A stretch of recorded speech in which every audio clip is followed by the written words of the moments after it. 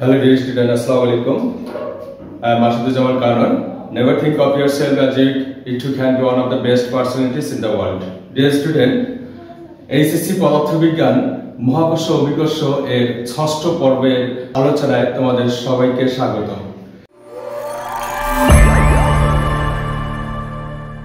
যদি ভিডিওটি তোমাদের ভালো লেগে থাকে তাহলে অবশ্যই বেশি বেশি লাইক, কমেন্ট এবং বেশি বেশি শেয়ার করে সবাইকে জানিয়ে দেবে। তো আজকে আমাদের যে বিষয়টি থাকতেছে সেটা হচ্ছে মহাকর্ষ অভিকর্ষ এর অত্যন্ত গুরুত্বপূর্ণ আরেকটি বিষয়, যেটা হলো মুক্তিবেগ।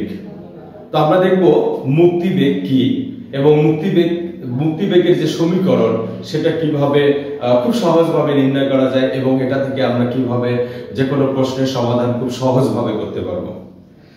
তো প্রথমে আমরা জেনে নেই মুক্তিবেগ কি। ডিয়ার স্টুডেন্ট, তাহলে মুক্তিবেগ হচ্ছে যে ভূপৃষ্ঠ হতে কোনো বস্তুকে ন্যূনতম যত বেগে ছুঁড়ে মারলে সেটি আর ফিরে আসে না, তাকে মুক্তবেগ বলে। অর্থাৎ ভূপৃষ্ঠ হতে ন্যূনতম যত বেগে কোনো বস্তুকে ছুঁড়ে মারলে সেটি আর ফিরে আসে না, তাকে মুক্তিবেগ বলে। অর্থাৎ আমরা ভূপৃষ্ঠ হতে কোনো একটা বস্তুকে যদি আমরা ছুঁড়ে মারি তাহলে আমরা দেখবো যে বস্তুটা উপরে উঠবে আবার নিচে পড়বে। তো এমন ভাবে বস্তুটাকে ছুঁড়ে মারা হবে যে বস্তুটা আর ভূপৃষ্ঠে ফিরে আসবে না, সেই বেগটাকে বলা হয় মুক্তিবেগ। অর্থাৎ আমরা যদি ভূপৃষ্ঠ হতে বা কোনো গ্রহের পৃষ্ঠ হতে কোনো একটা বস্তুকে যখন আমরা উপরের দিকে নিক্ষেপ করব তাহলে বস্তুটা উপরে উঠে আবার কি নিচে পড়ে যায়, তাই না?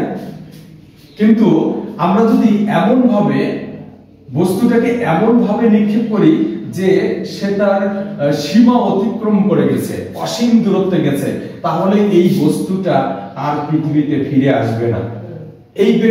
যেই বেগে বস্তুটা আর পৃথিবীতে ফিরে আসবে না সেটাকে বলা হয় মুক্তিবেগ।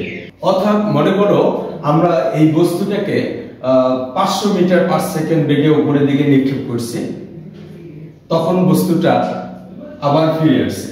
মানে বস্তুটাকে মনে করো 500 মিটার পার সেকেন্ড বেগে উপরের দিকে নিক্ষেপ করা হয়েছে, এর ফলে বস্তুটাকে আবার নিচে আসছে। আমরা বস্তুটাকে মনে করো 600 মিটার পার সেকেন্ড বেগে উপরে নিক্ষেপ করছি, 600 মিটার পার সেকেন্ড বেগে, তাহলে তখনও বস্তুটা উপরে উঠে আবার নিচে পড়লো। কিন্তু আমরা মনে করো বস্তুটাকে এবার 700 মিটার পার সেকেন্ড বেগে উপরের দিকে নিক্ষেপ করছি, 700 মিটার পার সেকেন্ড বেগে বস্তুটা আর পৃথিবীতে ফিরে আসেনি। তার মানে কি এই 700 মিটার পার সেকেন্ড বেগে বস্তুটা আর ভূপৃষ্ঠে ফিরে আসে নাই। এই 700 মিটার পার সেকেন্ড বেগটাকে বলা হয় মুক্তিবেগ। অর্থাৎ যেই বেগে বস্তুটা আর ভূপৃষ্ঠে ফিরে আসবে না সেই বেগটাকে বলা হয় মুক্তিবেগ। আশা করি মুক্তিবেগ বিষয়টা বুঝছো। যদি 700 জায়গায় যদি 800 হয়, এখন 800 মিটার পার সেকেন্ড, তখনও কিন্তু বস্তুটা কিন্তু আর ফিরে আসবে না, কারণ 700 মিটার পার সেকেন্ড বেগে যখন বস্তুটা আর ফিরে আসেনি, তাহলে 800 মিটার পার সেকেন্ড বা 700 বেশি বেগে বস্তুটা কখনো ফিরে আসবে না। কিন্তু আমরা এখানে মুক্তিবেগ কোনটা নিব, 700 নিব না 800 নিব? কারণ আমাদের দেখো সংজ্ঞায় বলছে যে ভূপৃষ্ঠ হতে ন্যূনতম যত বেগে, তার মানে সর্বনিম্ন যত বেগে বস্তুটা আর ভূপৃষ্ঠে ফিরে আসবে না, সেটা হলো মুক্তিবেগ। তাই এখানে এই 700টাই হলো আমাদের মুক্তিবেগ। মনে করি এই পৃথিবীর ভর m, আমি যে বস্তুটাকে নিক্ষেপ করতেছি ভূপৃষ্ঠ হতে, এই বস্তুটার ভর হলো স্মল m। তাহলে এখানে একটা কথা মনে রাখবে যে মানে পৃষ্ঠ হতে, কারণ এই পৃষ্ঠ হতে যে কোনো গ্রহের, এটা কিন্তু শুধু পৃথিবী যে তা নয়, যে কোনো গ্রহের পৃষ্ঠ হতে কোনো বস্তুর দেখো পৃষ্ঠ হতে গ্রহের কেন্দ্র পর্যন্ত দূরত্ব, এটাকে RI দ্বারা প্রকাশ করা হয়। তারপর এখানে RI সমান কি হবে বলতো? এই যে পৃষ্ঠ মানে পৃথিবীর কেন্দ্র হতে এই পর্যন্ত, এটাকে আমরা কি পৃথিবীর ব্যাসার্ধ R ধরছিলাম না? তাহলে আমরা এখানে RI সমান কি লিখতে পারি? RI সমান ক্যাপিটাল R লিখতে পারি। অর্থাৎ এখানে বিষয়টা হলো পৃষ্ঠ হতে যে কোনো গ্রহের কেন্দ্র পর্যন্ত দূরত্বটাকে বলা হয় RI। তো তো আমরা এখানে পৃথিবীর কথা যদি বলি তাহলে এই পৃথিবীর কেন্দ্র থেকে পৃথিবীর পৃষ্ঠ পর্যন্ত এই দূরত্বটাকে আমরা পৃথিবীর ব্যাসার্ধ আর ধরে নিই। আর মনে রাখবে পৃথিবীর কেন্দ্র কোন গ্রহের কেন্দ্র থেকে ওই অসীম দূরত্ব পর্যন্ত, অসীম দূরত্ব, এই দূরত্বটাকে বলা হয় আরএফ। এটাকে আরএফ দ্বারা প্রকাশ করা হয়। আরএফ সমান এখানে আমরা কি বলবো, ইনফিনিটি, কারণ অসীম দূরত্ব।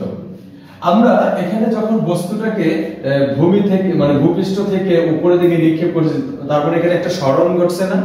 এই সরণটা যেহেতু এখানে বস্তুটার সরণ ঘটছে, তাহলে এখানে একটা কাজ হয়েছে।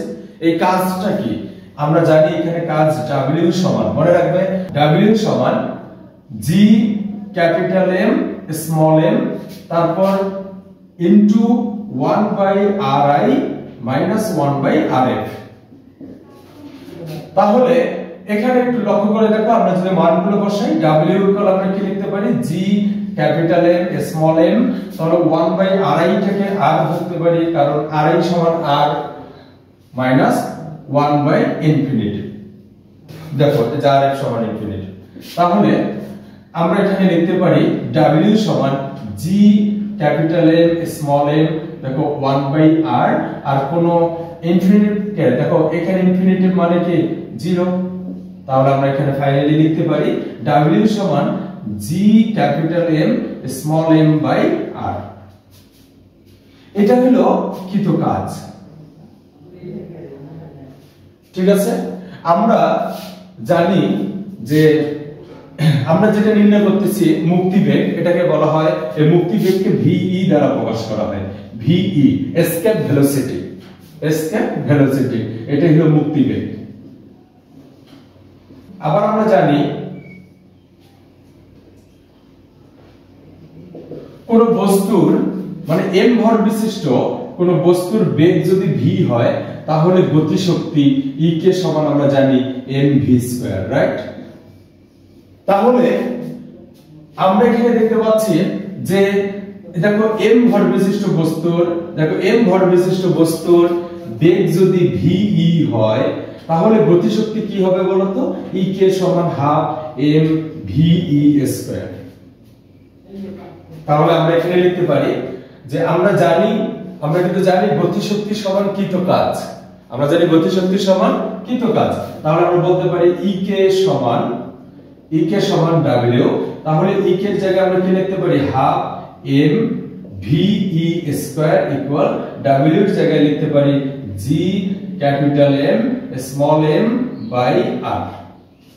তাহলে দেখো উভয় পক্ষে যদি m ক্যান্সেল করি, স্মল m, তাহলে কি হয়, আমরা এখানে লিখতে পারি ve² সমান এই 2 টা এখানে গুণন হবে, তাহলে 2gm বাই R। তাহলে আবার এখানে লিখতে পারি ve সমান এই দেখো স্কয়ার এদিকে গিয়ে রুট হয়ে যাবে, তাহলে √2g capital M by R। এটাই হলো মুক্তিবেগের সমীকরণ। আবার অনেক সময় এই মুক্তিবেগের সমীকরণটাকে এভাবে লিখতে পারো, VE ইকুয়াল, একটু লক্ষ্য করে দেখো, যদি আমরা এখানে 2gm যদি আমরা লব এবং হরকে r দ্বারা গুণন করি, তাহলে এখানে r² হবে। তাহলে একটু লক্ষ্য করে দেখো, এই যে gm বাই r², আমরা জানি g সমান gm বাই r²। এটা আমরা গত ভিডিওতে অর্থাৎ বিভিন্ন স্থানে অভিকর্ষ ত্বরণের মান নির্ণয়ের ক্ষেত্রে আমরা দেখছিলাম ভূপৃষ্ঠে অভিকর্ষ ত্বরণের মান নির্ণয় করছিলাম g = gm বাই r²। তাহলে এই যে gm বাই r² এখানে আমরা লিখতে পারি দেখো ve √2gm বাই r² এর পরিবর্তে স্মল g, আর এখানে থাকতেছে r।